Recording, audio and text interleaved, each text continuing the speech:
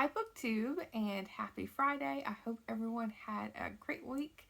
I'm again, as always, thankful that it's Friday. I managed to make it through the week of work and I started out my morning today with it snowing.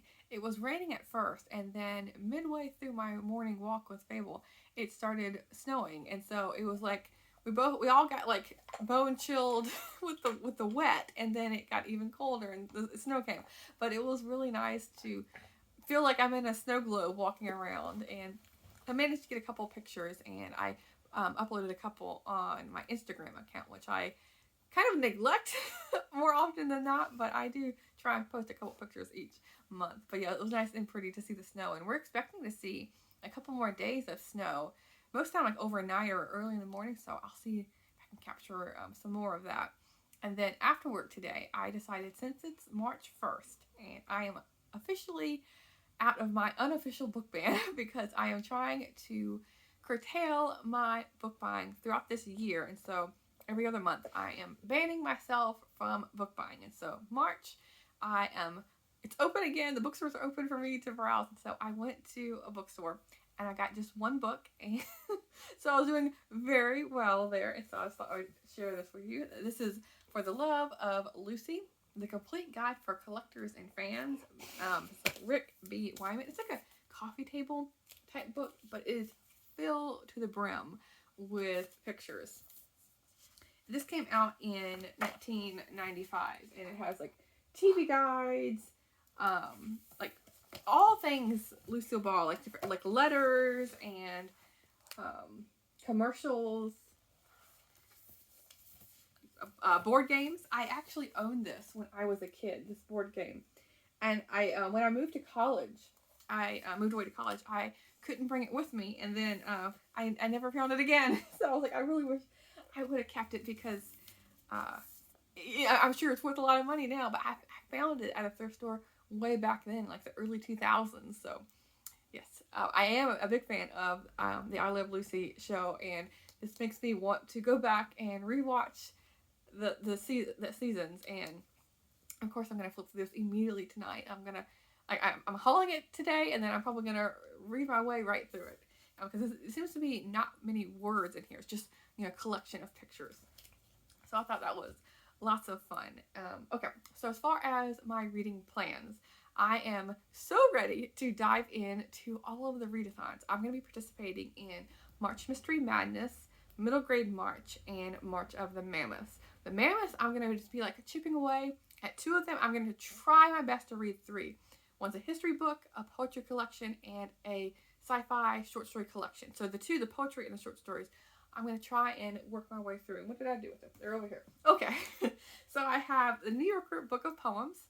This is coming in with the index at 828 pages. I think it's like 815 or so actual poetry pages in here. So roughly, I'm going to be reading 25 pages a day, and that will get me through to the end of this. So yeah, book of poetry. And then for the sci-fi, the science fiction collection, this is by Gardner Dozois. This is the 22nd annual edition. And as I mentioned when I talked about this readathon for my TBR, I am basically a newbie for reading science fiction. I just dabbled in it here and there. So all of these authors practically are new to me. I don't recognize a single one of them, like I was mentioning on my TBR video. So this is like going to be eye-opening for me. I'm hoping to find lots of authors that I love. If I do read a short story in here that I'm just like hating, I will skip through it or skim through it or whatever. I'm not like, with short stories, I never dedicate myself to, I have to complete every short story if I don't like it. I'm going to try though. I'm going to give all of them, a good chance here. And I think when I looked at, I think there's, for some odd reason, 29 short stories in here. I might have miscounted, but so yeah, if I start today, I'm just like dedicate myself to reading one a day. That way I have myself 2 days grace period if I manage not to read one.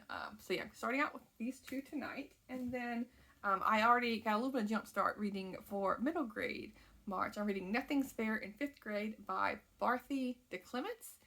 And I like the cover, like the illustration.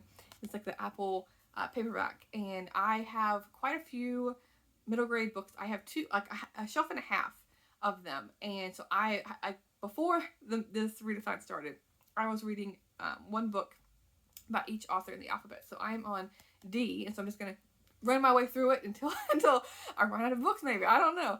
I probably have maybe 50 unread middle grades. So if I get to all 50, like, that would be outstanding.